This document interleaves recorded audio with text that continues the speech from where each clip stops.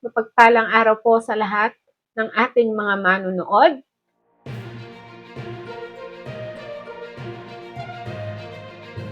Sa lahat po ng ating mga kababayang Filipino, alam niyo po ba, ang ating Pangulo ay nilagdaan na ang national budget para sa ngayong 2026. Ating alamin ang balita.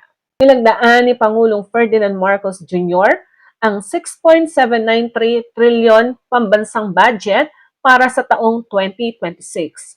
Sa Malacanang, nitong ikalima ng Enero, inalis niya ang 92.5 billion na bahagi ng unprogrammed appropriations para higpitan ang paggastos at itaguyod ang disiplina sa budget.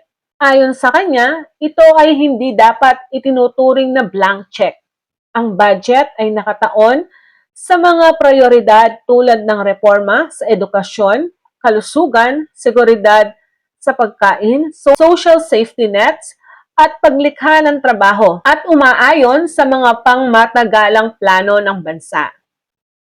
Malaking bahagi ng pondo ay inilaan sa mga sumusunod.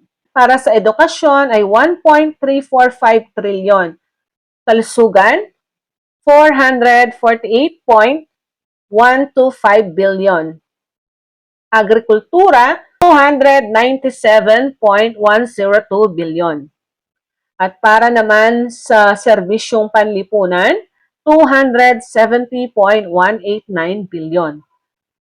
Para sa disaster rehabilitation at reconstruction, 15.33 billion. Ang mga nabanggit na pondo kanina, yan po ay ang mga bahagi ng pondo sa national budget para sa taong 2026 na may pinakamalaking pondo. Na nangunguna po ang edukasyon, sunod ang kalusugan, agrikultura, serbisyong panlipunan, at disaster rehabilitation at reconstruction. Yan lamang po ang ating news para sa ngayong araw na ito. Have a nice day at God bless us all. Ito po ang inyong lingkod, Pro Information Hub.